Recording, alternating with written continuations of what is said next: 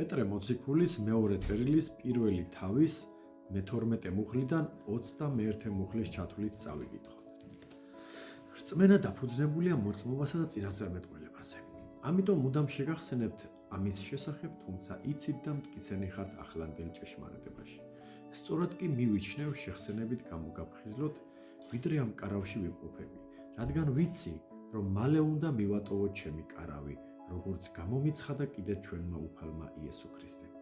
ვეცდები, რომ ჩემი წასვლის შემდეგაც ყოველთვის იხსენებდეთ ამას, ვინაიდან ჩვენი უფლის იესო ქრისტეს ძალა და მოსვლა ბრძნული იგავების მოყოლით კი არ გაუწყეთ, არამედ მისი სიდიადე საკუთარი თვალით ვიხილე, ვინაიდან მან მამა ღმერთისგან მიიღო პატივი და დიდება, როცა მისი დიდმშვენიერი დიდებიდან მასთან მიაღწია ასეთმა ხმამ. ეს არის ჩემი საყვარელი ძე, რომელიც მე მოვიწონე. ეს ზეციდან წამოსული ხმა გავიგონეთ, როცა მასთან ერთად წმინდა მთაზე ვიყავით.